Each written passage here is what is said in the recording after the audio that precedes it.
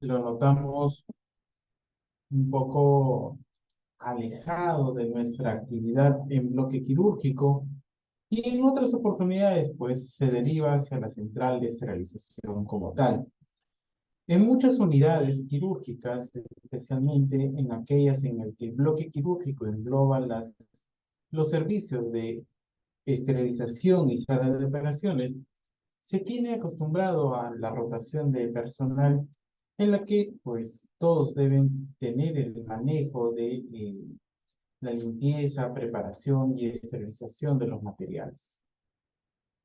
Un punto importante es saber cómo vamos a diferenciar estos materiales, cómo se van a preparar, qué tipo de acondicionamiento se le debe de brindar y con ello pues tener en claro cuál es la perspectiva, el horizonte que se deben de tener con todos estos instrumentos quirúrgicos.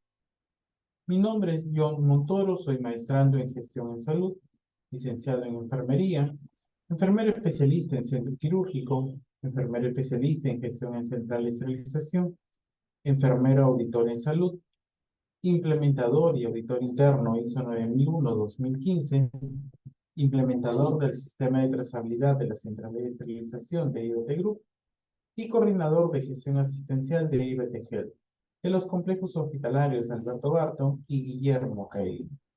El día de hoy hablaremos sobre el rol de la enfermera en la preparación y esterilización del material médico quirúrgico.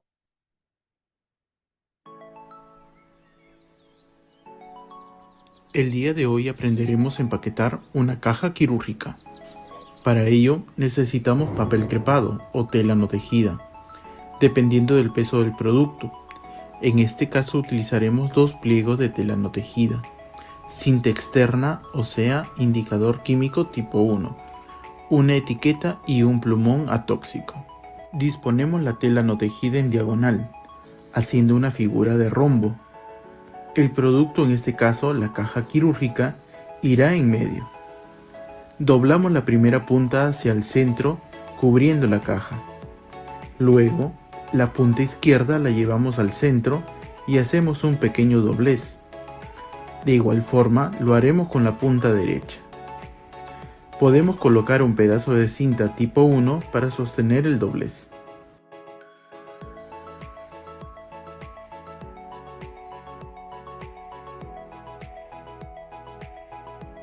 Enseguida, la punta superior traerla al centro y hacer un pliegue e introducirlo en el doblez que se creó con las puntas laterales.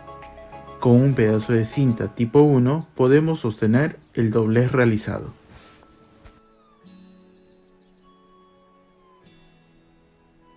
Realizamos los mismos pasos con el siguiente pliego de tela no tejida. La primera punta la llevamos al centro, luego la punta izquierda y hacemos el pliegue.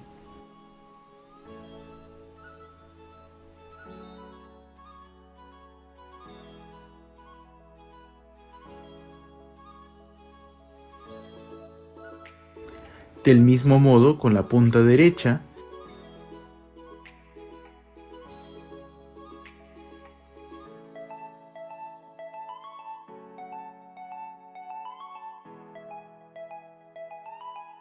y por último, la punta superior hacemos el pliegue e introducimos en el doblez que se creó con los laterales. Y dejamos expuesta una porción de la punta.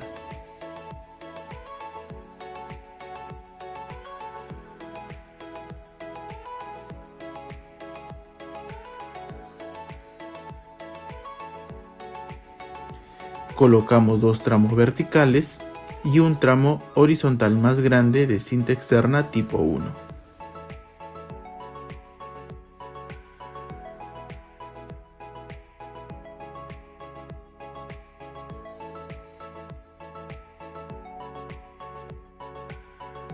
Colocamos la etiqueta previamente rotulada con el plumón atóxico.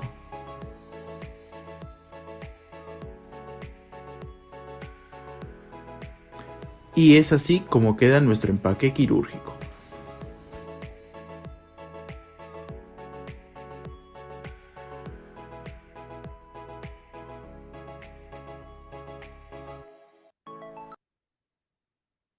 El acondicionamiento del instrumental quirúrgico, de por sí, la esterilización es una disciplina que usa muchas tecnologías diferentes para con ello lograr la destrucción de todos los microorganismos patógenos. Sin embargo, una vez que se esterilizan los artículos, se deben mantener esa esterilidad hasta el momento en que se los utilice. Ustedes en sus unidades, en sus hospitales, habrán podido notar que hay diversos tipos de instrumentales y materiales que han sido esterilizados, ya sean materiales reusables o materiales descartables. Estos deben ser almacenados hasta el momento en que sean utilizados. Algunos de los componentes de la esterilización, tales como el empaque, la preparación y la carga de los esterilizadores, generalmente son descuidados o no se comprenden apropiadamente.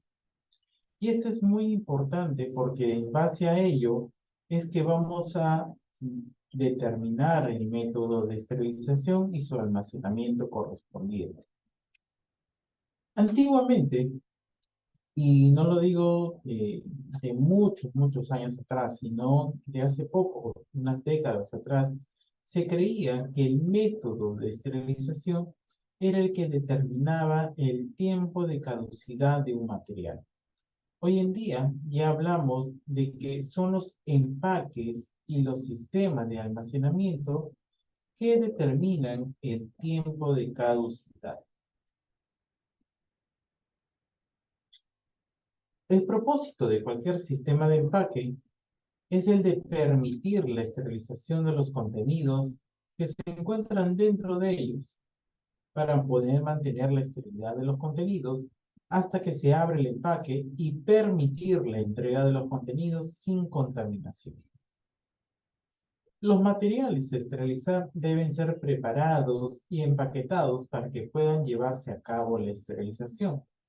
Y aquí es importante tener en cuenta de que los materiales no solamente deben ser colocados dentro de una bolsa o dentro de una caja y simplemente meterlos al esterilizador y ya, sino que se deben de seguir ciertas reglas, ciertos requerimientos, ciertas sugerencias para poder llevar a cabo este proceso y consigo pues un cuidado idóneo del instrumental quirúrgico.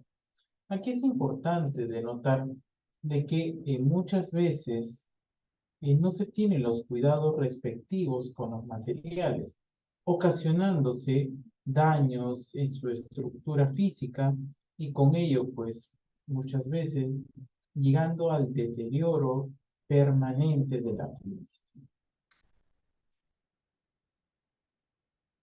El envase, ya sea contenedor o bolsa que contiene el instrumental, debe permitir la obligatoria extracción del aire, o sea, el vacío, que esto debe ser previa a la entrada y circulación del agente esterilizante. ¿Y a qué llamamos agente esterilizante? El agente esterilizante es aquel producto, ya sea natural o químico, que va a lograr la destrucción de los microorganismos. Los agentes esterilizantes pueden ser naturales, como por ejemplo el agua o el vapor de agua o el calor, o también pueden ser agentes químicos, o también de esta manera hacen la destrucción de los microorganismos. El contenido del embalaje ocupará como máximo el 70% de su capacidad para poder permitir la propia circulación interior del agente esterilizante. Aquí es importante tener en cuenta de que debemos tener mucho cuidado al no sobrecargar los empaques porque tenemos que dejar un espacio en el cual pueda circular libremente el agente esterilizante para lograr su objetivo.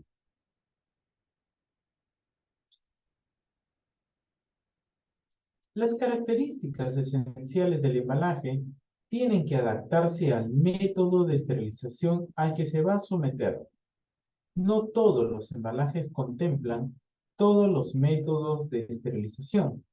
Es así que hay empaques destinados solo para, digamos, un método de esterilización específico como peróxido de hidrógeno y que no son compatibles con otro método de esterilización.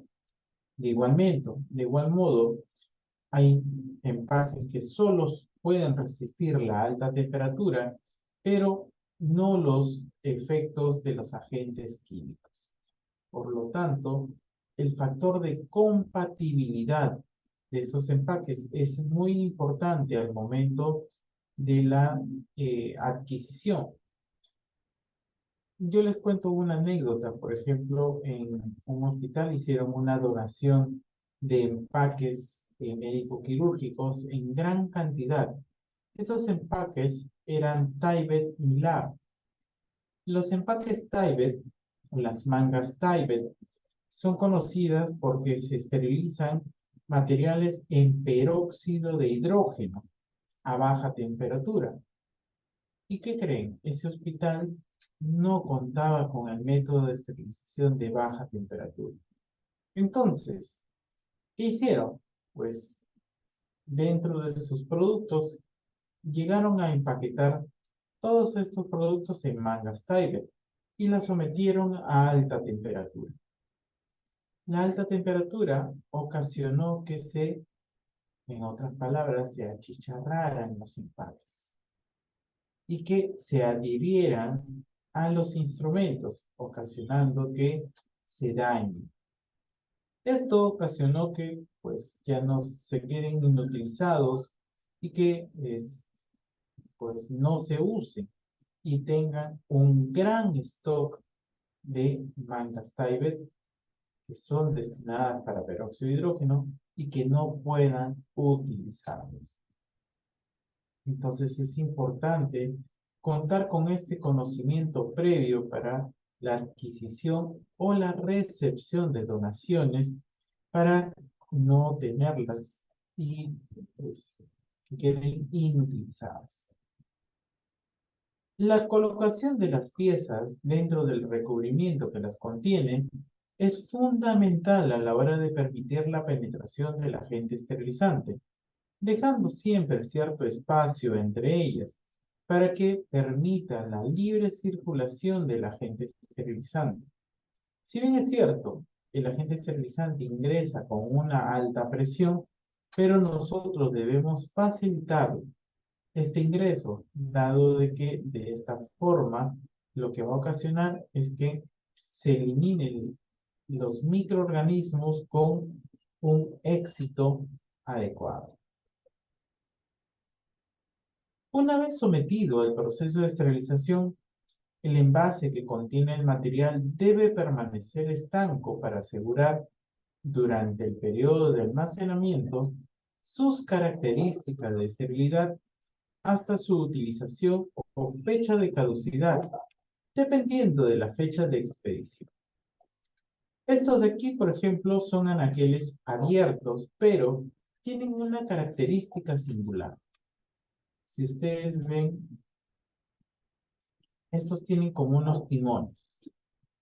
Estos timones nos ayudan a que estos anaqueles comiencen a correr y comiencen a moverse. De esta manera aprovechamos el espacio y aprovechamos también en que estos anaqueles se comiencen a cerrar. De esta manera evita que queden completamente libres. Estos de aquí son contenedores que son sellados de manera hermética y de esta manera pues permite una mayor duración de los materiales esterilizados.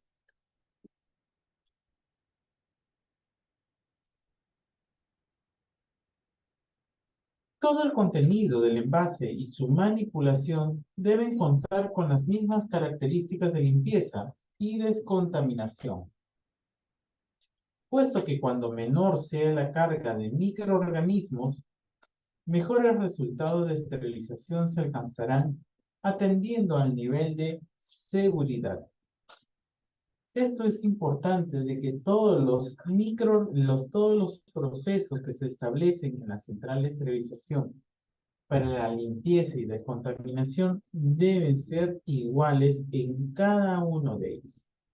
Es por eso que se hace referencia a los procesos mecanizados o automatizados para lograr en cada uno de los procesos unas mismas características que deben de seguir para lograr el objetivo.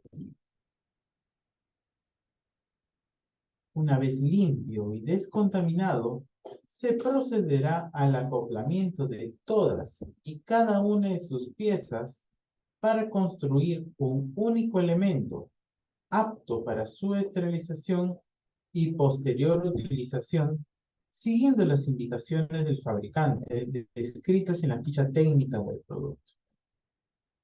Esto es muy importante que se debe tener en cuenta.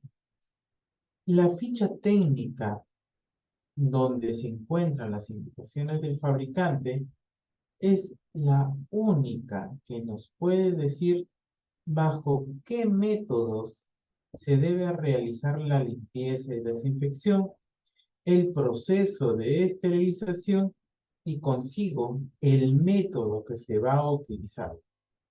Aquí no es que se determine por la experiencia de la jefa o del jefe, del coordinador o la coordinadora, o de la experiencia del personal más antiguo. No puedo decir que en mis tiempos se esterilizaba de esta manera, o en mis tiempos lo hacíamos así. La palabra que vale en este caso son las indicaciones del fabricante descritas en la ficha técnica del producto, en el cual me va a decir qué tipo de detergente voy a utilizar, qué tipo de cepillos, qué método de esterilización es el ideal para poder realizar el proceso en sí y de esta manera tener una vida útil del instrumento de manera óptima. Esto nos va a permitir conocer, aparte de los componentes y su correcto ensamblaje, el tratamiento al que se debe someter para su reprocesamiento y posterior utilización con todas las garantías. Y ahora sí, pues ha llegado el momento de entrar en el difícil y variado mundo del montaje y preparación de un set quirúrgico. Probablemente algunos de ustedes ya hayan tenido digamos, la experiencia de haber preparado una caja quirúrgica o haber realizado el acondicionamiento respectivo. Y de esta manera, pues, tener en claro cómo es que se realiza. No se puede seguir una regla uniforme para todo el material que pasa por las centrales de esterilización. Es preciso hacer una clasificación agrupándolos en 5 grandes familias según sus características. Estas características pues van a determinar en qué agrupación las vamos a tener, las cirugías a las que van dirigidas y a su tipo. A riesgo de olvidar algún material específico, esta división en grupos, la técnica en el montaje y la preparación es como la describimos. Montaje y preparación de cirugía convencional. Montaje y preparación para cirugía endoscópica. Montaje y preparación de cirugía ósea y partes blandas. Montaje y preparación de microcirugía. Y montaje y preparación de otros dispositivos. Bien, entonces iniciemos con cirugía convencional. Se puede decir que en este engloba el mayor número de instrumentos.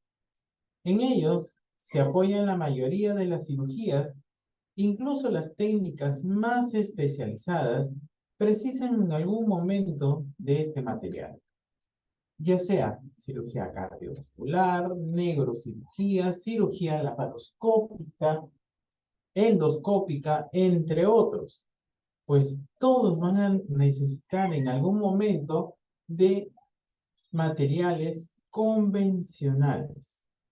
Y para ello, pues tenemos que armar lo que comúnmente llamamos como cajas básicas, o básico de Colelab, básico de laparoscopía, básico de neurocirugía, entre otros.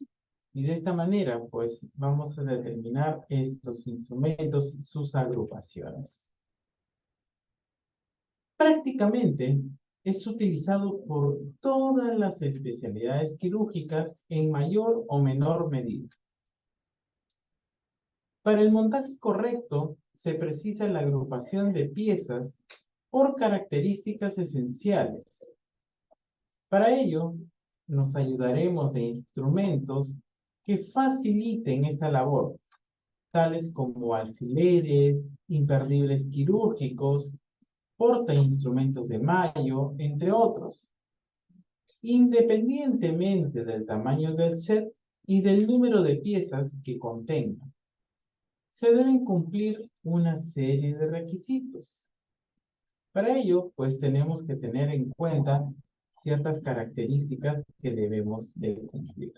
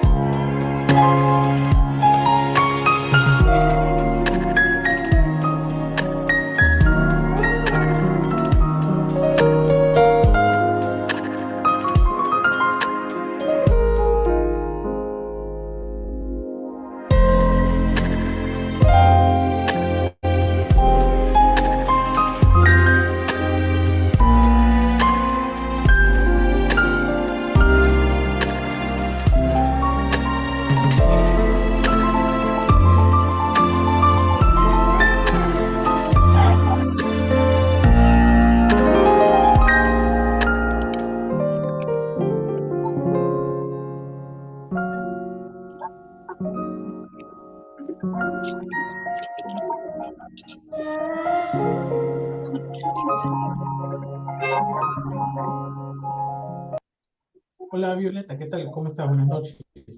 ¿Tienes alguna consulta, pregunta?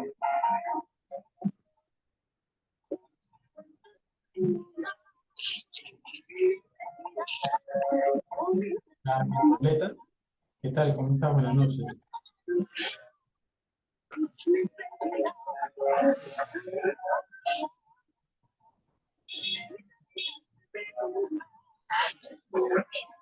Violeta.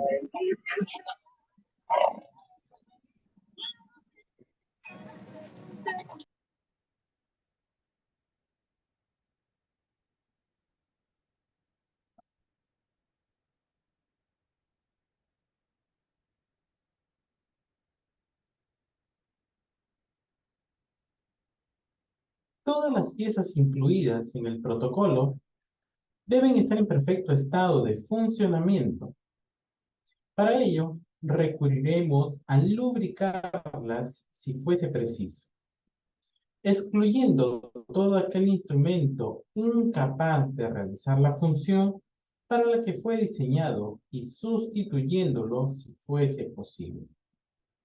Para ello, tenemos distintos tipos de productos que nos van a ayudar a la lubricación de los materiales. En este caso, pues tenemos lubricantes líquidos en spray y lubricantes especiales para motores.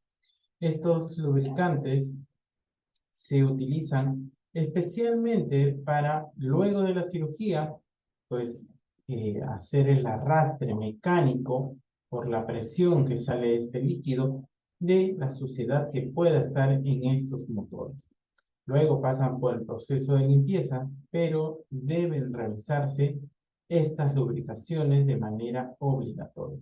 Ahora, también hay una lubricación que es la automatizada. Esta lubricación automatizada se realiza en las lavadoras mecánicas. Estas lavadoras pues tienen una parte de su proceso que realizan la lubricación del material. Con ello, pues estamos determinados a que se puedan realizar todos los procesos de manera adecuada y consigo, pues, tener una mayor seguridad del funcionamiento de cada una de las piezas. Esto es importante que se tenga en cuenta para el proceso en sí. La dotación de este tipo de equipos de instrumental se presenta a menudo con piezas supernumerarias de distintos tamaños, por lo que deberemos agruparlas por su función.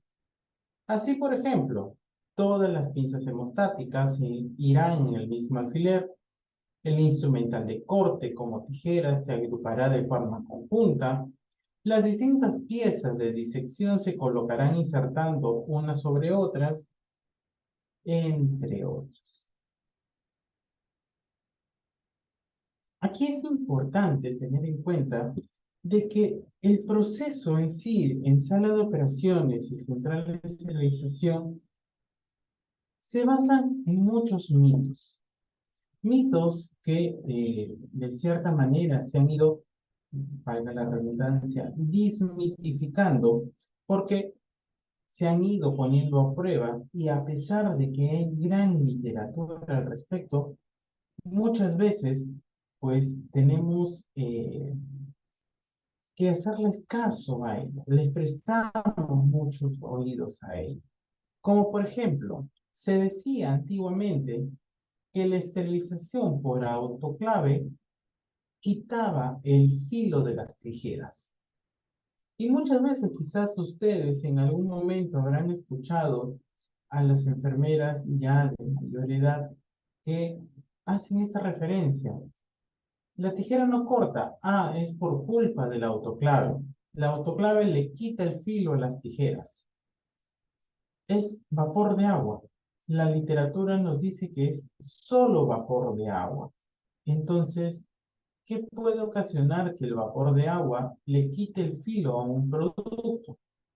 Esto, nosotros agrupamos las piezas cortantes y las separamos en un empaque, ya sea por papel crepado, por manga mixta, etcétera, con el único objetivo de tenerlas con mayor facilidad por ser el primer tiempo quirúrgico. Recuerdan los 5 tiempos quirúrgicos, ¿verdad? Primer tiempo, incisión. Segundo tiempo, hemostasia. Tercer tiempo, exposición o exploración. Cuarto tiempo, disección o exéresis. Y quinto tiempo, la síntesis o la sutura. ¿Ok? Entonces, al tener a mano las cortantes y también por un tema de seguridad para no ocasionar daños por los materiales que pueden ser punzocortantes, se separan. no con otro objetivo de que pueda ser que le quite el filo o cualquier otra eh, comentario similar, porque eso no ocurre de esa forma. Es imprescindible realizar diferenciación de los instrumentos agudos o incisos, o aquellos que contienen dientes, de los que son romos o atraumáticos, haciendo un especial hincapié si estos tienen la misma forma y tamaño para sortear la posibilidad de error, evitando así resultados indeseables como por ejemplo la perforación de un tejido vascular. Pero si bien es cierto, esto va a depender mucho de la expertise del instrumentista, pero más allá es tener el cuidado necesario de que no pueda ocurrir un accidente laboral al obtener los instrumentos que se encuentran dentro de los contenedores. Otro requisito a tener en cuenta es la curvatura, por lo que se agrupará por separado las pinzas rectas de las curvas, y estas a su vez mantendrán el grupo con la curvatura hacia el mismo lado, proporcionando un orden lógico y facilitando el menor volumen posible.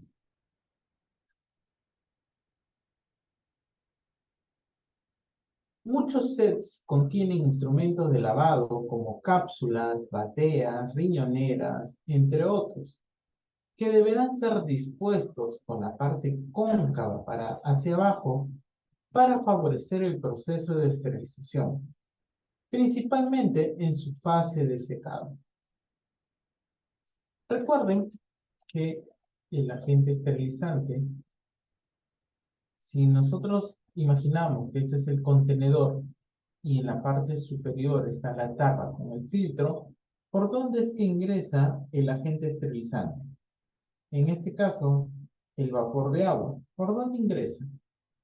Por la tapa, a través del filtro, ¿cierto? Entonces, ¿qué es lo que hace en primer lugar el equipo? Extrae todo el aire. Y para poder extraer el aire, por ejemplo, se requieren de estas cestas perforadas y que van a extraer todo el aire de estas estructuras cónicas y que se ponen boca abajo. Sale, se extrae todo el aire y sale. Con lo mismo que sale, ingresa el vapor y pasa por todas las estructuras. Dentro de ellas, pues, va a circular dentro de este bolo, esta riñonera, y al momento de realizar el vacío, nuevamente sale todo esto y sale al exterior.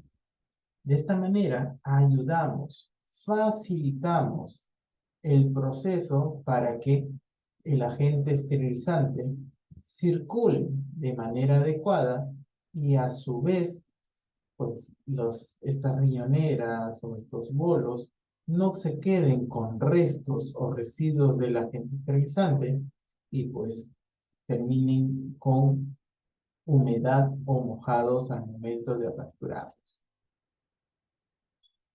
Por otro lado, se incluirá la organización prestando especial atención al tamaño. Para ello, el conjunto que cumpla la misma función se irá ordenando de forma ascendiente, es decir, de menor a mayor, y habitualmente nos encontramos instrumental que en sí mismo se presenta con dos o más piezas que pueden utilizarse de forma conjunta o separada. Tal es el caso de los separadores Rose, la válvula de Cristel, entre otras. En este caso tendremos que incluir en el set todas las piezas juntas y ensambladas, y si es posible, para agilizar el acceso.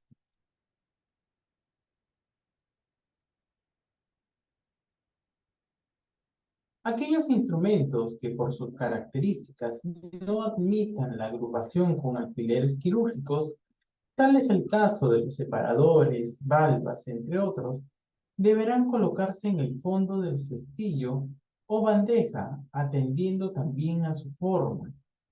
Por ejemplo, cuando tengamos varias valvas de Doyen, estas irán de mayor a menor con la pala hacia el mismo lado, optimizando así el espacio y facilitando su extracción, siguiendo la misma regla para las pinzas de disección y el resto de instrumental que se acoja a este grupo.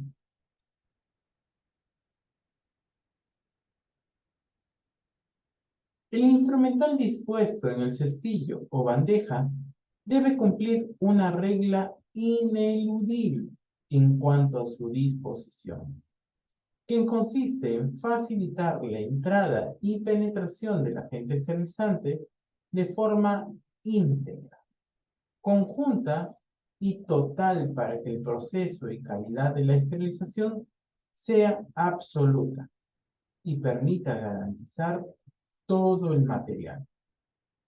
Por ello, es imprescindible que entre las piezas y las distintas partes de una misma pieza debe haber un pequeño...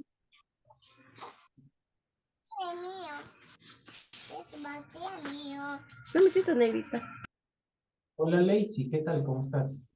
¿Tienes alguna consulta?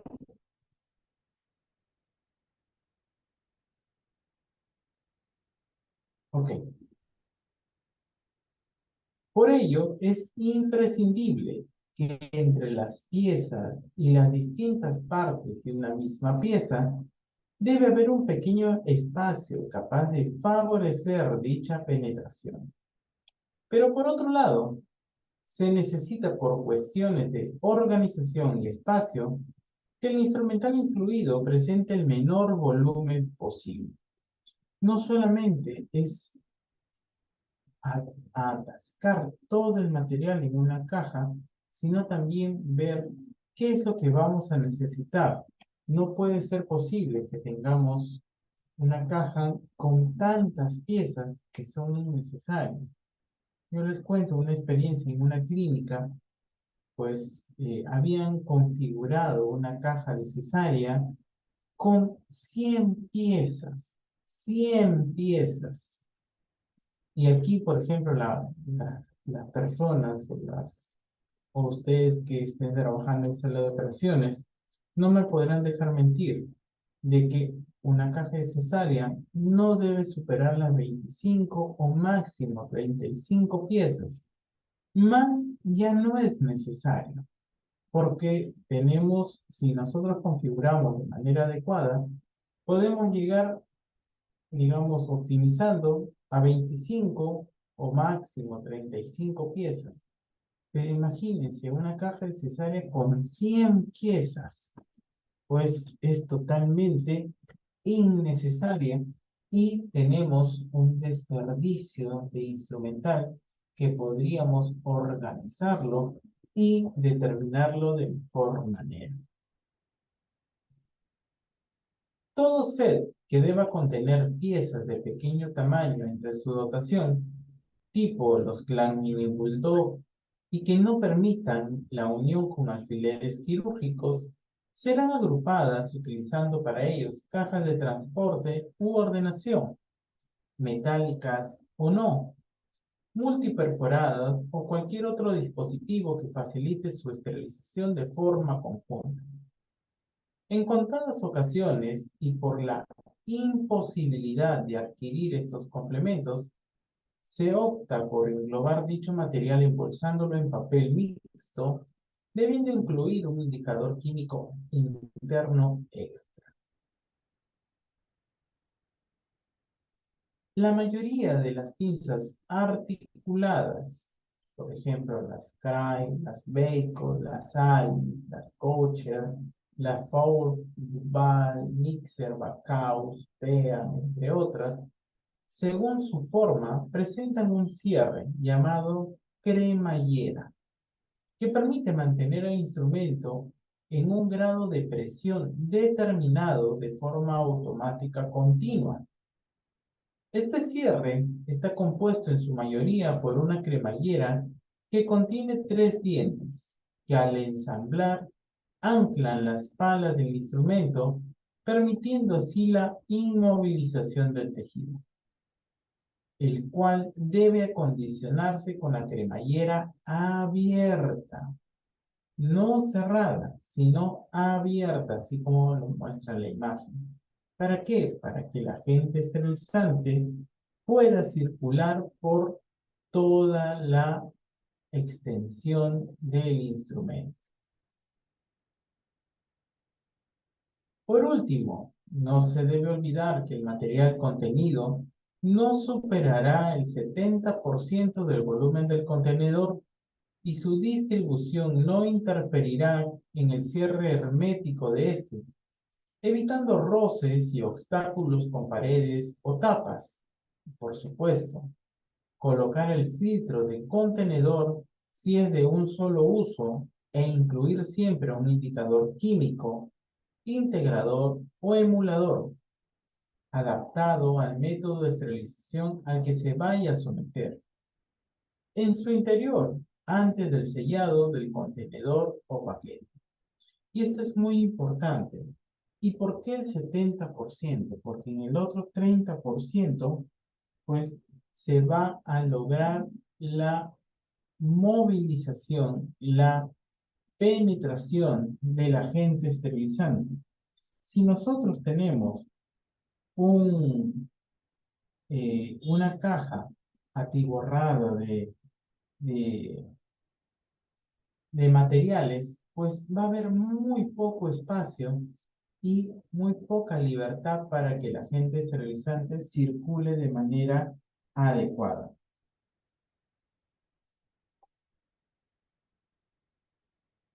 Dos, montaje y preparación para cirugía endoscópica.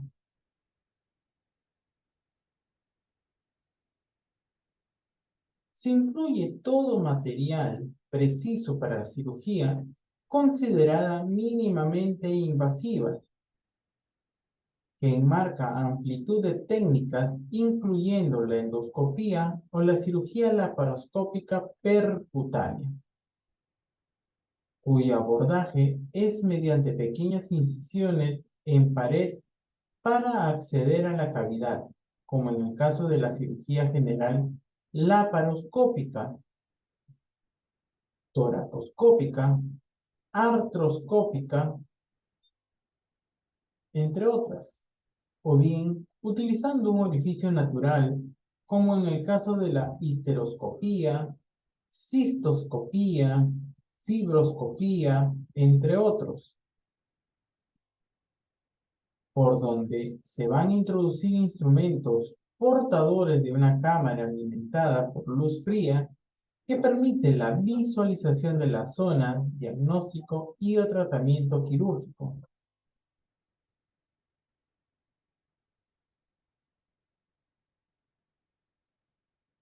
En la actualidad, en las centrales de reprocesamiento, se ha podido comprobar cómo se ha incrementado el número de sets dedicados a esta técnica, pasando de las tradicionales cajas de resección transuretral de urología, las famosas RTU, a equipos de los más diversos diseños adaptados a procedimientos específicos. Por esto se hace necesario protocolizar el montaje de estos instrumentos y sus kits. Y yo les hago una pregunta. ¿Ustedes creen que las pinzas laparoscópicas deben armarse, o mejor dicho, deben esterilizarse armadas o desarmadas? ¿Qué opinan ustedes? ¿Armadas o desarmadas? Esto es un punto muy, muy importante para todo el proceso. Las piezas laparoscópicas deben esterilizarse armadas o desarmadas. ¿Qué opinan ustedes? Esto se lo dejo como pregunta para que me puedan responder en el chat si desean. El gran auge de esta técnica, debido a sus beneficios, En cuanto a la reducción de los tiempos postquirúrgicos y emparejado con el aumento en la destreza por parte de los cirujanos, ha llevado en los últimos años a la industria a diseñar y fabricar una amplia diversidad de dispositivos cada vez más especializados que se adapten al abordaje de diferentes regiones anatómicas. Hoy en día, el abordaje laparoscópico está prácticamente en todas las especialidades médicas. Prácticamente no hay especialidad médica que no utilice el abordaje mínimamente invasivo. Una de las dificultades que presenta este material principalmente se debe a sus medidas, tanto de los mangos y espárragos como de las mandíbulas y puntas, que oscilan entre las longitudes de 30, 36 y 43 centímetros en la paroscopía a los 43 milímetros en los mini artroscopios.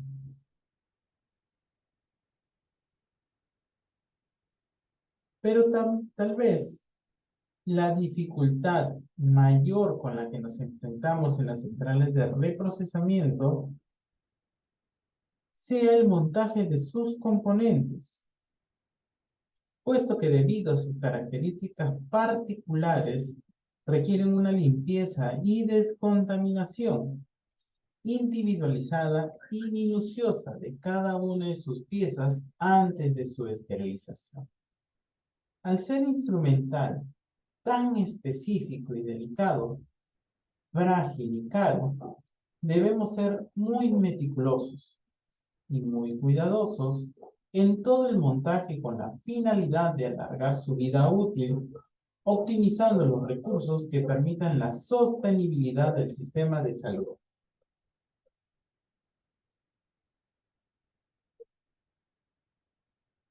Como les decía, en la actualidad todas las especialidades quirúrgicas se acogen en mayor o menor medida en sus carteras de servicio a procedimientos mediante estas técnicas mínimamente invasivas para tratar diversas patologías impensables hace pocos años, entre otros motivos por su difícil acceso. Un ejemplo lo tenemos en la extirpación de tumores de hipófisis. Antes, ¿qué íbamos a pensar que por medio de la laparoscopía íbamos a poder acceder al cerebro? Pues siendo esta un procedimiento mínimamente invasivo, con pinzas de 5 milímetros de diámetro, pues hace más fácil el ingreso. Y con ello, pues tenemos un largo éxito de extirpación de tumores.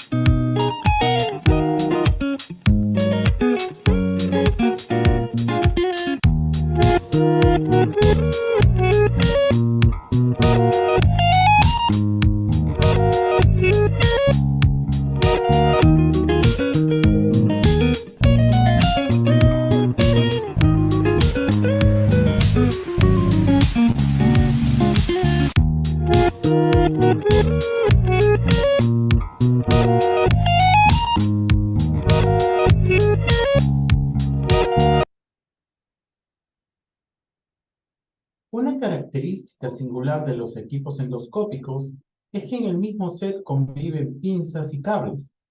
La preparación de los cables, debido a su extrema longitud entre los 1800 milímetros y 3000 milímetros generalmente, pasa por un enrollado moderado, puesto que si el diámetro es excesivamente escaso, se pueden producir daños en el producto. Esta regla se aplicará con mayor rigor en los cables de luz fría, puesto que su componente interno principal son fibras ópticas halógenas, o sea, vidrio, sensibles a la flexión. Cada cable irá enrollado de forma independiente y libre de lazos que entorpezcan su despliegue en quirófano.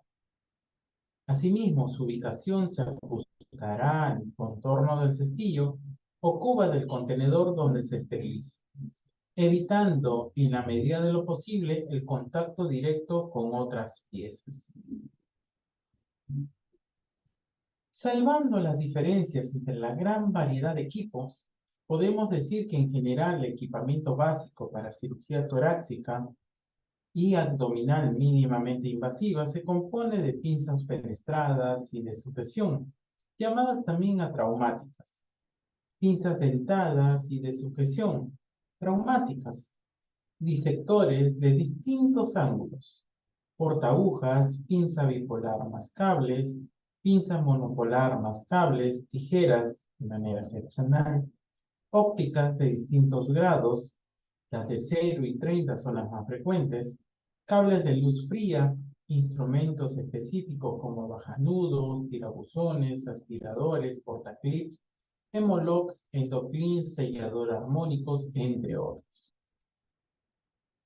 Habitualmente los puertos o trócares y reductores utilizados e imprescindibles para las cirugías mínimamente invasivas se presentan como material de un solo uso, por lo que no se reprocesan. Pero el mercado también dispone de estas piezas con carácter inventariable, es decir, reusables. Pero el mercado también dispone y muy presentes, por ejemplo, para artroscopía con diferentes calibres medidos en la escala francesa Charrier o pronunciada en inglés como Orange.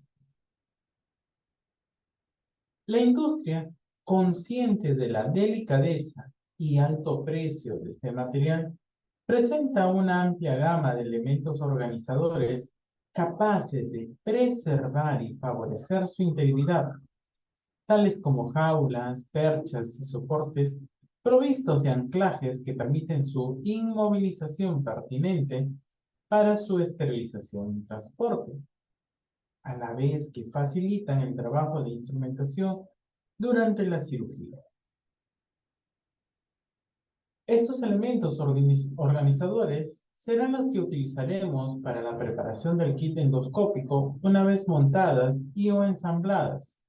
Cada una de las piezas correctamente, la gran mayoría de las pinzas tóraco-laparoscópicas desmontables se componen de 3 elementos: mango o manija con o sin sistema de bloqueo, vaina o camisa, componente aislante o metálico, y el inserto.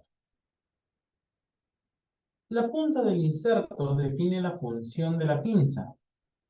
El montaje se ajustará a las indicaciones que el fabricante dicte en la ficha técnica del producto. A modo de ejemplo, y debido a su frecuente presencia, podemos decir que el ensamblaje consistente en introducir el inserto dentro de la vaina y el extremo del inserto puesto a la punta, habitualmente terminado en bola, se ajustará al mango, abriendo o presionando hasta la captura o secuestro del inserto, que suele ir acompañado de un clic. Una vez montados todos los componentes y antes de colocarlo en el soporte, percha o cestillo, se comprobará el correcto funcionamiento de la pinza, abriendo y cerrando varias veces. En ningún caso es aconsejable incluir en el set una pinza no funcionante. En este caso está indicado gestionar su reparación o sustitución si fuera posible.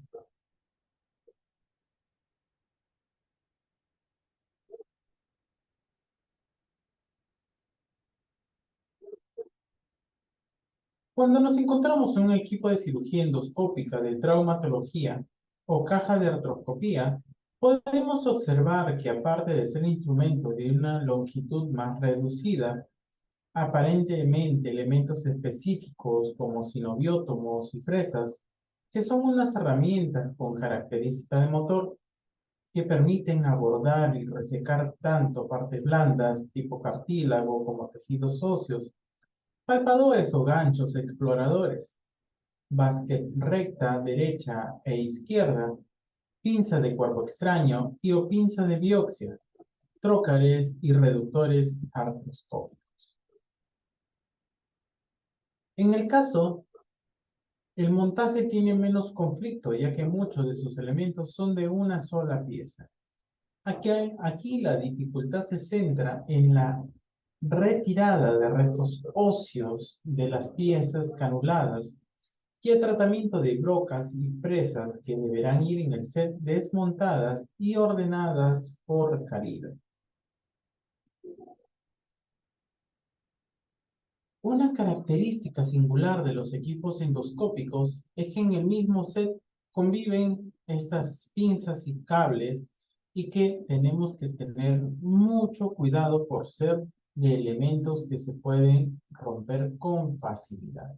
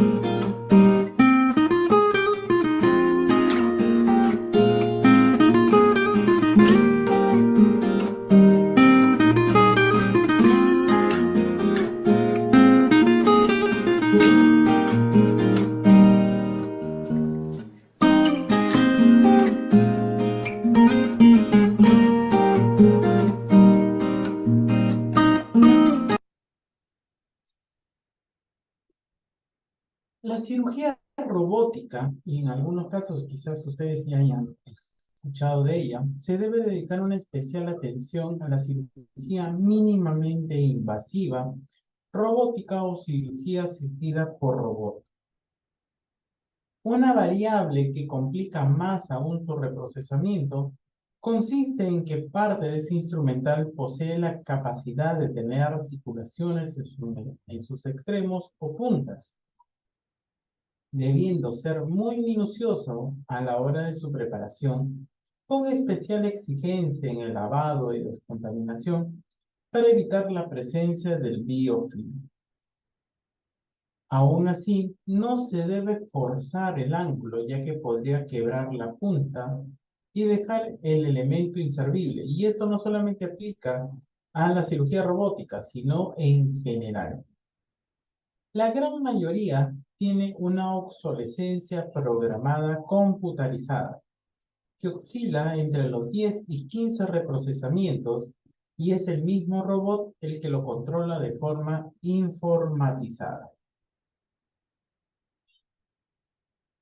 Cuando la central nos llega instrumental de una cirugía mínimamente invasiva, por ejemplo, de endourología, podemos encontrar todo tipo de longitudes y calibres, desde el necesario para practicar una nefrolitotomía percutánea, donde los nefroscopios rondan entre los 17,5 y 30 centímetros de longitud, unos 15 y 27 frames de diámetro, a los larguísimos ureterorrenoscopios flexibles, imprescindibles en la ureterorrenoscopía o cirugía retrógrada infrarrenal, que llegan a sobrepasar los 70 centímetros de largo y unos 4 a 9 frames de diámetro, para que nos pueda permitir, entrando por meato, acceder al cáliz renal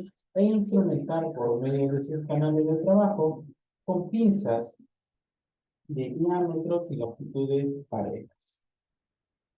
Adaptándose a la variedad de instrumentos a la porción del tracto urinario a tratar, habitualmente todas las pinzas endoscópicas largas se reprocesan de forma individual, en paquete pelable o manga mixta, y hay que incidir en el cuidado por su delicadeza y fragilidad, tanto por su tamaño y precisión, como por el coste económico de estos productos. Las bandejas o cajas son muy distintas según el procedimiento al que vayan destinadas, pero presentan una constante en sus instrumentos que no aparece en el resto del instrumental, de tan frecuente que es su carácter coaxial. Por ello, debemos conocer cuántas piezas son necesarias para que cada instrumento esté completo y los diámetros de cada una, ya que la diferencia podría invalidar el dispositivo. Y nuevamente les hago la pregunta, ¿ustedes consideran de que las pinzas laparoscópicas deben esterilizarse armadas o desarmadas? Nuevamente les hago la pregunta, ¿ustedes consideran que las pinzas laparoscópicas deben esterilizarse armadas o desarmadas? ¿Qué opinan ustedes? Esto es muy importante porque muchos de nosotros hemos entrado en un debate porque si se esterilizan armadas o desarmadas.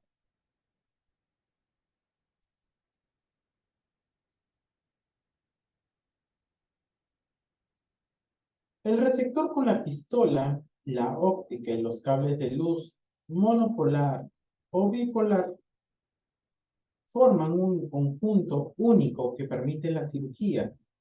Pero en la central de esterilización debemos hacer una limpieza, desinfección y esterilización individual de cada una de sus piezas, comprobando previamente su perfecto acoplamiento y funcionalidad. Para ello se deben desarmar para poder lograr el objetivo de la limpieza. En endourología, la práctica se realiza con un lavado continuo de solución salina o glicina, por lo que sus instrumentos poseen un circuito de entrada y salida por llaves, teniendo que comprobar la permeabilidad en el montaje. 3. Montaje y preparación para cirugía ósea o de partes duras. Es sin lugar a dudas el material más cuantioso, voluminoso y pesado que llega a la central. La variedad de piezas, formas, funciones, componentes y medidas se tienen que adaptar a las regiones anatómicas para las que son destinadas y, como sabemos, el esqueleto se compone de más de 200 huesos de diversos tamaños y formas. La especialidad quirúrgica de traumatología y ortopedia es la que más instrumental de este tipo utiliza para sus intervenciones. Esto, pues, tiene especialidades como maxilofacial y neurocirugía, y dispone en sus arsenales de un gran número de piezas o kit de estas características. Baste como ejemplo el material de costotomía, preciso en ciertas nefrectomías por cirugía abierta que facilitan al retirar parte o la totalidad de la costilla el acceso a la región para la cirugía posterior. Por otro lado, la gran dificultad que presenta este tipo de material es su diversidad, ya que existe un gran mercado en este sector que dispone de sus productos únicos, patentados, por lo que el material en conjunto es específico en lo relativo al instrumental como los componentes protésicos que incluye. Y aquí es importante, miren, estas 8 cajas que ven aquí son las 8 cajas que se van a utilizar. Esto es para una prótesis de rodilla. Y esto es importante tener en cuenta porque cada uno son componentes. Y estos componentes, estos de aquí, por ejemplo, son componentes de prueba. Y que debemos tenerlas en todas las medidas para poder realizar el procedimiento. Entonces, estas 8 cajas debemos revisarlas, debemos lavarlas, debemos acondicionarlas y esas son por medida, por lo tanto debemos separarlas como tal. Esto es, si bien es cierto, es un gran trabajo, pero al momento de la cirugía, pues debe estar todo en orden. El montaje debe ceñirse al protocolo diferenciado, ya que cualquier pieza incluida o excluida puede impedir su utilización quirúrgica con las consecuencias que esto conlleva. La presión se ve incrementada al ser material en depósito, es decir, el hospital dispone durante un tiempo concertado de dicho instrumental sin adquirir su propiedad, debido a que pertenece a la casa comercial externa que distribuye sus implantes, por lo que cualquier extravío puede generar conflicto de intereses, tanto económicos como de responsabilidad. Es aquí donde la clasificación según su uso adquiere su máxima expresión al convivir en una misma cirugía los 3 grupos de instrumentales, ya sean básicos, especializados o específicos, porque no podemos olvidar que los tratamientos quirúrgicos realizados por traumatología y ortopedia son los que ocupan el primer lugar en el ranking de mayor número de equipos de instrumental necesario para una sola cirugía, generando un alto porcentaje en cuanto al total de material reprocesado en las centrales de esterilización. A modo de ejemplo, diremos que una simple intervención de ostosíntesis por fractura maleolar de tobillo, que posiblemente sea una de las cirugías con más incidencia y no excesiva complejidad, se precisa de una caja general de trauma que contiene instrumental básico de partes blandas y duras, tipos como bisturí frío, pinzas de disección con o sin dientes, pinzas de Kocher traumáticas y atraumáticas para hemostasia, separadores de diferentes modelos como los Panavero, Hoffman, Wallman, portagujas de mayo, tijeras de mayo, Mexenbauer, periostótomos, alicates, entre otros. Adicional a ello, vamos a utilizar la caja de instrumental de osteosíntesis, por tornillos y placas con sus respectivos destornilladores, brocas de diferentes diámetros y longitudes, medidores de profundidad, guías de broca, manijas, tarrajas de diferente sección de rosca, ya sea para cortical o esponjosa, moldeadores de placa, cajas de implantes, entre otros. Otro parámetro muy presente en este material y hay que observar muy especialmente es que por sus características esenciales presenta un alto peso, puesto que una simple pieza como es el martillo la podemos encontrar con una gran variedad de gramajes, Al ser macizo pueden llegar a alcanzar hasta el 10% del peso máximo del cero. Las características esenciales del instrumental nos obligan, para su correcto montaje, a seguir una serie de recomendaciones. Todo el instrumental básico que contenga argollas, al igual que en los montajes para cirugía general abierta, se agrupará aprovechando un alfiler quirúrgico. Apoyarse en los protocolos de cada caja, set o conjunto de instrumental, siguiendo estrictamente su contenido por contenedor, bandeja, elemento y o conjunto de contenedores que componen el equipo de instrumentación. Todas las piezas incluidas en el protocolo deben estar en perfecto estado de funcionamiento. Para ello vamos a recurrir a lubricar sus articulaciones si fuese preciso, excluyendo todo aquel instrumento incapaz de realizar la función para la que fue diseñado, como por ejemplo gubias o escoplos, billados, sustituyéndolos siempre que contemos con los recursos. Debido a la continua presencia de piezas de igual forma, pero de distinto tamaño, como por ejemplo las fresas de cotilo, los probadores de cabeza, las raspas de vástago, las fresas intramedulares, debemos disponer de elementos organizadores que permitan mantener su estricto orden por calibre, longitud o medidas durante el montaje, esterilización, transporte, almacenamiento y posteriormente la cirugía, evitando así errores indeseables y facilitando la labor de la enfermera e instrumentista. Entre los elementos organizadores se encuentran las gradillas propias de tornillería, que son exclusivas de este tipo de material y difícilmente veremos en otros equipos la particularidad que poseen, que son capaces de incluir con orden los elementos permitiendo su reprocesamiento y utilización en quirófano. Al igual que con el material endoscópico, nos vemos obligados en incontables ocasiones a hacer la limpieza y descontaminación con el producto desmontado en cada una de sus piezas.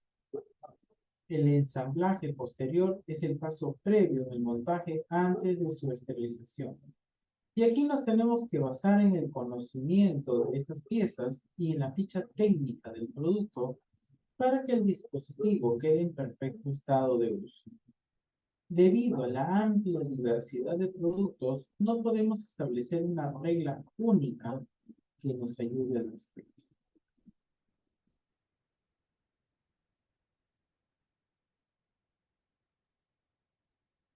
En ciertos equipos podemos observar que el contenedor está compuesto por dos o más módulos o bandejas, obligando a hacer el montaje diferenciado de cada una de las bandejas antes de incluirlas en su caja correspondiente, manteniendo un orden establecido. Uno de los objetivos que mantenemos en las centrales durante el montaje es que el contenedor, antes de sellarlo, contenga todos los elementos que aparecen en el protocolo. Y esto es imprescindible si la guía, el petete, el listado, como queramos llamarlo, dice 37 piezas, pues debe haber 37 piezas. No puedo quedar inseguro de que si son 36 o 37 o 38, pues esto podría acarrear un error en todo el proceso, ya que conllevaría a que faltara una pieza en el proceso quirúrgico y no se pueda desarrollar la cirugía con normalidad. Durante el montaje debe observarse siempre la correcta limpieza y desinfección del material, pero en el montaje para instrumental de partes duras tiene que ser aún más exhaustiva, ya que los restos biológicos óseos son más difíciles de eliminar, sobre todo si estos son fragmentos muy pequeños y que pueden quedar ocultos y anclados entre los diferentes rincones del instrumento. Llámese brocas, tarrajas, escoplos, raspas, entre otros. Como ya lo hemos mencionado, este material en muchas ocasiones es único, por lo que se debe contar a la hora del montaje con imágenes que podrán ser incluidas en un sistema informático de trazabilidad fieles a los instrumentos que serán proporcionados por la empresa propietaria del producto, con el fin de facilitar y completar el set con total corrección. Los motores, todos los requisitos mencionados anteriormente deben cumplirse para que el montaje del instrumental de parte dura sea perfecto. No obstante, entre este material encontramos frecuentemente piezas que en sí mismas son máquinas capaces de transformar una energía en movimiento, y nos referimos a los tan necesarios motores. Estos dispositivos constan de un cuerpo o turbina y un accesorio de energía mediante batería o manguera que irá conectada a su fuente correspondiente. Además, cuentan con distintos cabezales de adaptación y sus respectivas sierras, fresas, brocas de diferentes medidas, siempre que sean reprocesables. Pueden completarse con distintas llaves de montaje como apretapiñas, llaves inglesas, llaves Allen, entre otros. Podemos clasificar estos dispositivos en base a los siguientes criterios, atendiendo a su función y especialidad, atendiendo a su fuente de energía, atendiendo a su tamaño. Pero todos y cada uno de ellos son reprocesados y montados en las centrales de realización, teniendo que apoyarnos en sus fichas técnicas y protocolos respectivos. Es imprescindible que estos motores tengan todas sus piezas en condiciones de uso óptimas, comprobando que estén en buen estado de conservación para alargar su vida útil. Buenos días, muchachos, hoy quiero compartirles uno de los temas que vimos durante la semana y es motores. Quiero mostrarles cómo está compuesto el motor. El motor está compuesto por la pistola como tal, que si no contiene los adaptadores no me va a funcionar. Entonces, esta es una pistola para los diferentes adaptadores. Este es uno para anclar la sierra. Esta es la batería porque es un perforador de batería, el intercambiador de batería, la hoja de sierra que va a ir montada con este adaptador, el Jacobs que les mencionaba, que es un adaptador que va conectado al perforador. Al perforador queda conectado para que él funcione y que a su vez debe ir acompañado de la llave que me va a permitir abrir o cerrar los dientes que yo les mencionaba para atrapar el instrumento con que se vaya a trabajar. Es así como funciona el Jacobs. Yo les decía que debe tener la llave porque si no, no me va a funcionar. Este es un adaptador de anclaje rápido. Pueden ver, al bajarle este aditamento puedo adaptar las brocas o los rímels o el instrumento que queramos trabajar con el cirujano. De igual manera va a ir adaptado al perforador. ¿Cómo funciona? Entonces, como es de batería, coloco el intercambiador de batería, el auxiliar me va a pasar la batería, retire el adaptador y yo tapo el perforador. Ya me queda funcionar el perforador. Ya ustedes pueden ver que esto está girando. Que si quiero girarlo al contrario, que si quiero que gire hacia las manecillas del reloj o al contrario de las manecillas del reloj. Eso es el perforador. ¿Y cómo funciona la sierra? La sierra de igual manera la adaptamos. Esta se adapta con un clip, igual va a funcionar con la batería. Entonces debemos colocarle una batería como lo hicimos anteriormente con el perforador y ella a cortar, va a ser un corte en el hueso. Es así como funcionan los perforadores.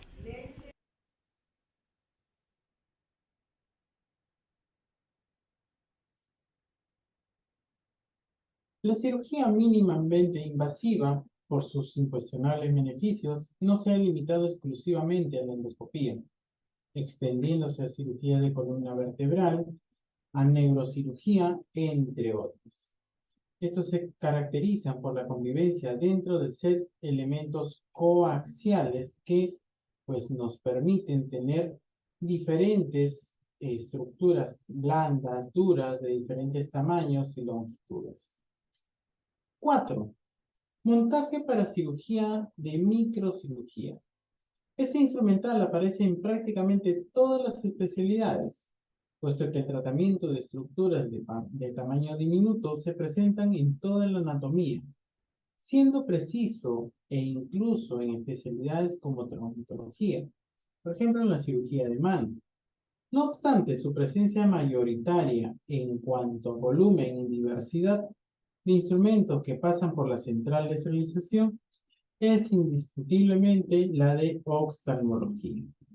Las singularidades esenciales del instrumento de microcirugía, aparte del alto costo, son su delicadeza, escaso tamaño y precisión.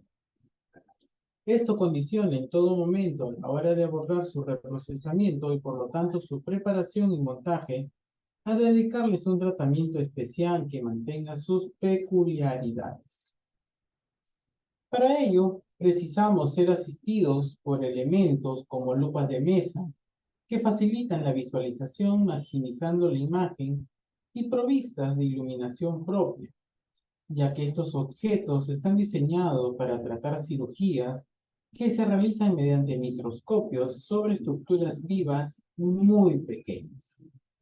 Una vez comprobada su total limpieza y perfecto estado de funcionalidad del instrumento, se comenzará el montaje del set atendiendo su protocolo. La mayor parte de los contenedores de instrumental aptos para este tipo de material van provistos de unas alfombrillas, habitualmente de silicona, que permiten su protección evitando deslizamientos durante su tratamiento posterior.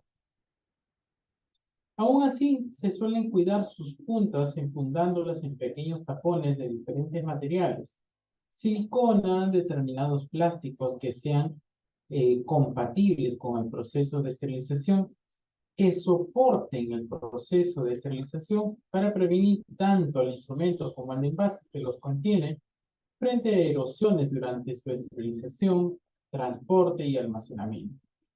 Además de ello, el personal que lo manipula, evitando lesiones cortantes, ya que suelen ser muy agudos.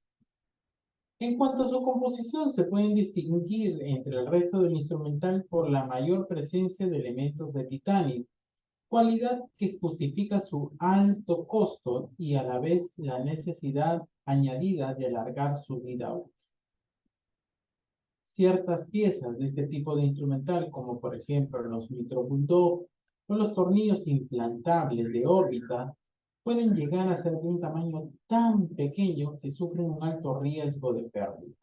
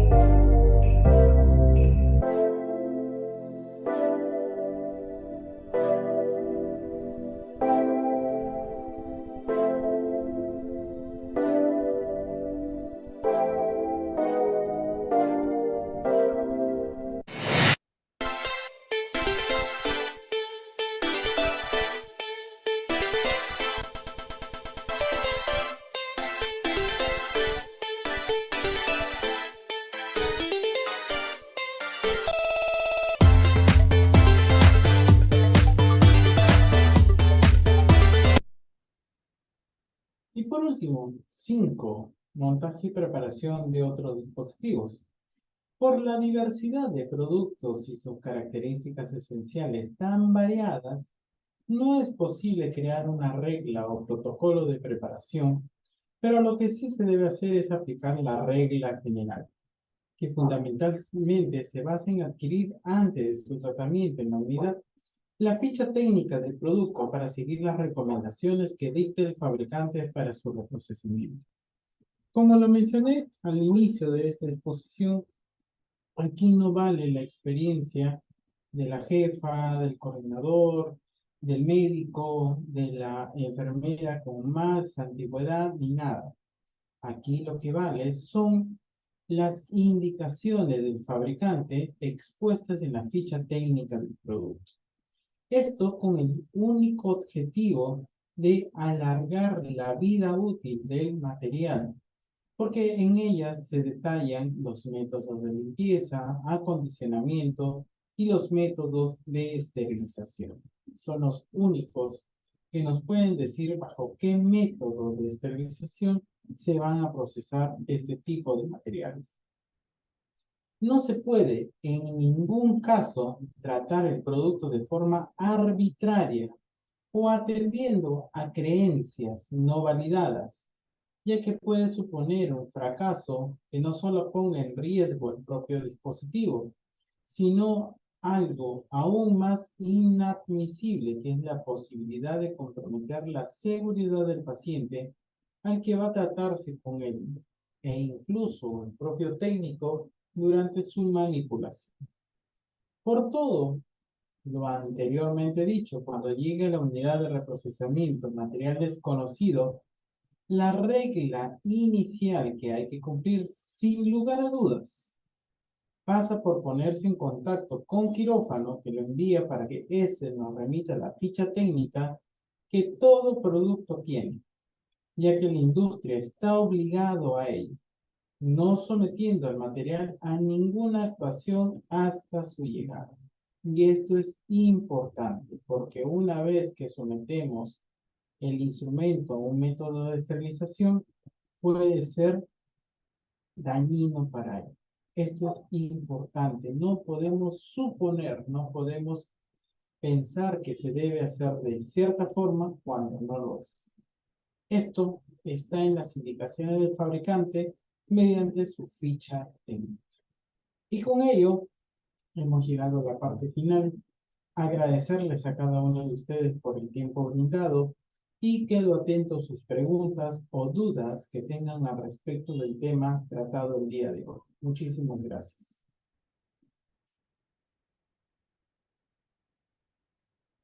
No sé si tuvieran alguna pregunta, consulta, por favor.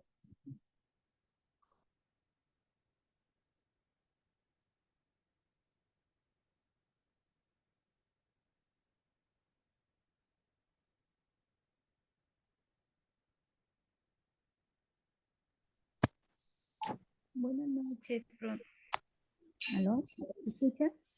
Hola, sí, sí te escucho. Cuéntame. Sí, buenas noches. Quería hacerle una consulta. Mire, quería saber en las pinzas laparoscópicas, ¿cuáles son las que llevan cremalleras? ¿Qué pinzas son las que llevan cremalleras y cuáles son las que no llevan cremalleras? Ok, muy fácil. Son facilísimas de identificar.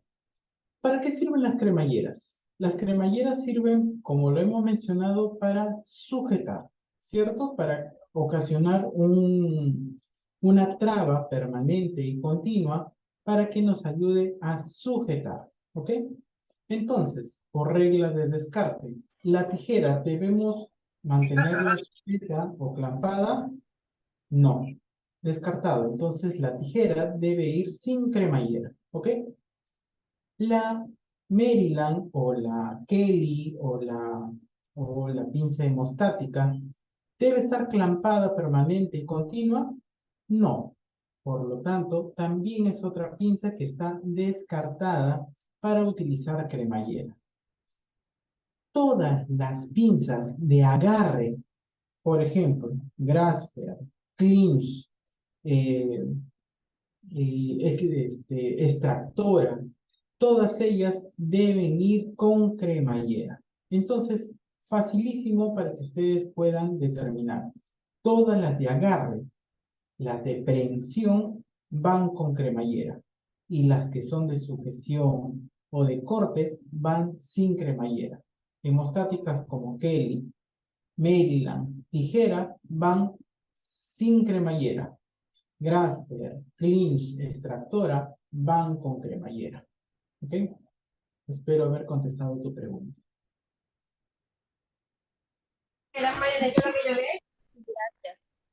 No, gracias a ti. Buenas noches. Hola, ¿qué tal?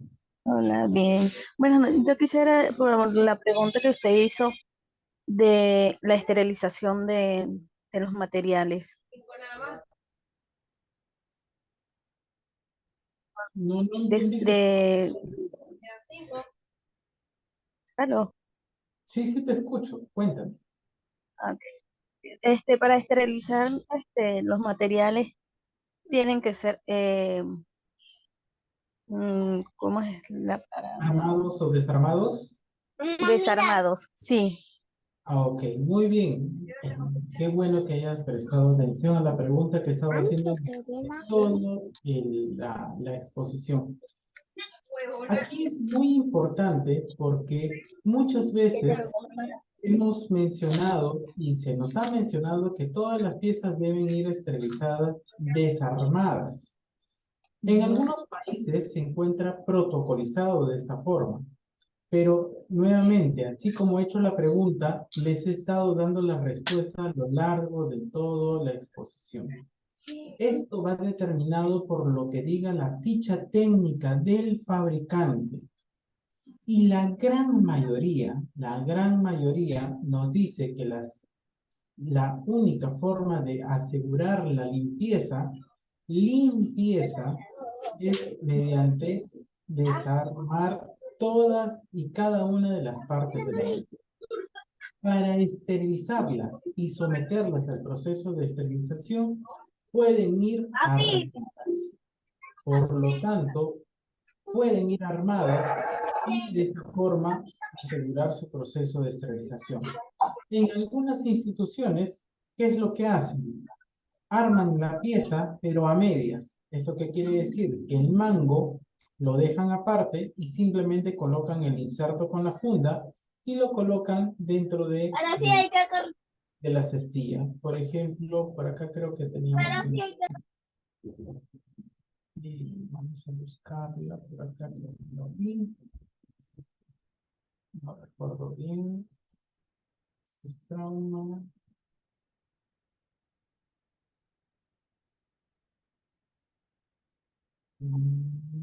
Por acá. En esta, miren. En esta de aquí podemos observar cómo es que están armadas las piezas. ¿Ven? Están armadas. Cada una de las piezas están montadas. Y porque en la indicación del fabricante nos dicen que pueden ir montadas o armadas. Cuando la indicación del fabricante nos diga que para asegurar el proceso de esterilización deben ir desarmadas, pues debemos desarmarlas. Ahora, ¿qué pasa cuando tenemos diferentes marcas? ¿Qué es nuestro caso? En Perú tenemos una gran variedad de marcas que podemos tener una pinza de la marca A, otra pinza de la marca B, una tercera pinza de la marca C y así distintas. ¿Qué es lo que vamos a hacer? Pues vamos a optar por el punto medio. Vamos a mandarlas semidesarmadas para que podamos obtener un proceso más óptimo. Entonces, eso es ir determinando y teniendo en cuenta las indicaciones que nos dicta el fabricante. En ello se basa justamente el armado o desarmado, pero para la limpieza sí es obligatorio que todas las piezas estén desarmadas. ¿Ok? Espero haber contestado tu pregunta.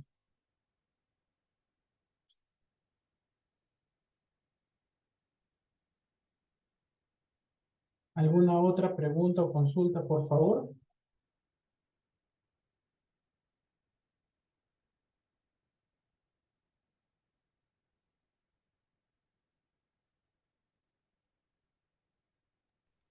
Disculpe. Por ejemplo, mire, en algunos hospitales no se cuenta lo que es ¿cómo se llama? Para la esterilización del material laparoscópico en cuanto a la fibra, a la óptica. ¿Se sigue utilizando el SIDEX? Ok. El SIDEX es un desinfectante de alto nivel. El SIDEX o los productos químicos de desinfección de alto nivel no son esterilizantes. Y aquí tenemos que poner en práctica lo que nos dice la clasificación de Spaulding. La clasificación de Spaulding divide a todos los materiales en tres grandes grupos: materiales no críticos, semicríticos y críticos. No críticos, aquellos que tienen contacto con la piel, pero que no conllevan a alguna contaminación. Sillones, camas, cubrecamas, entre otros. Materiales semicríticos que ya entran en contacto con piel y mucosas, como por ejemplo los endoscopios, los sistemas respiratorios, entre otros. Y materiales críticos que ya ingresan a la cavidad estéril, manipulan tejido estéril, hasta pueden extraer tejido. Tienen contacto con torrente sanguíneo. Y la pregunta aquí es, los materiales laparoscópicos, ¿en qué se clasifican? ¿No críticos, semicríticos o críticos? Siguiendo los conceptos, los materiales laparoscópicos como instrumentales quirúrgicos ingresan en la clasificación de críticos. ¿Por qué? ¿Entran a una cavidad estéril? Sí, porque hacen una abertura, ya sea en el abdomen, en el tórax, en el cerebro, en la rodilla, en el codo o donde quieran acceder, e ingresan y hacen manipulación de tejido estéril. ¿Tienen contacto con torrente sanguíneo? Sí. ¿Extraen tejidos u órganos? Sí. Por lo tanto, son materiales críticos. ¿Ok? Teniendo el concepto de esa forma.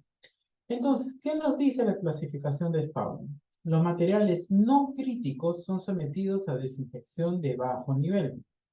Los materiales semicríticos son sometidos a desinfección de alto nivel. Y los materiales críticos son sometidos a proceso de esterilización. Por lo tanto, los materiales laparoscópicos, incluyendo toda la variedad, ya sea cables, ya sea ópticas, ya sea pinzas, trócares, etc., deben ser sometidos al proceso de esterilización. No pueden ser sometidos a desinfección. Y este es un grave error que cometemos porque, uno, tenemos falta de instrumental; dos, falta de tiempo para que se realice el proceso de esterilización. Por lo tanto, se optan por los procesos de desinfección, los cuales no son los adecuados para este tipo de instrumentos. ¿Ok? Esto tenemos que tenerlo muy en claro porque la desinfección no es la alternativa para las pinzas laparoscópicas. Y recordemos una fórmula importantísima. Estéril con estéril se mantiene estéril. Estéril con un producto desinfectado pierde su esterilidad inmediatamente. Por lo tanto, yo no puedo pretender esterilizar solo las pinzas y los trócares y someter a desinfección de alto nivel la óptica o la fibra, o al revés, porque esto lo que ocasiona es que se contamine todo nuevamente y pierda su esterilidad. Entonces, bajo esta regla y ante todo lo expuesto, las pinzas laparoscópicas en general deben ser sometidas a esterilización y no a desinfección de alto nivel.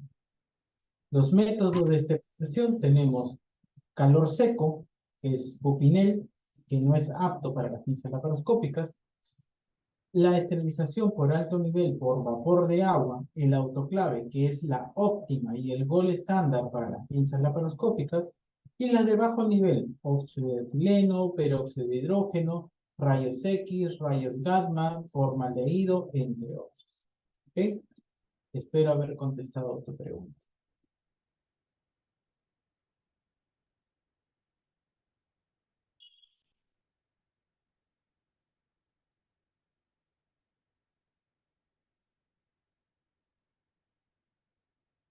¿Alguna otra pregunta, consulta, por favor?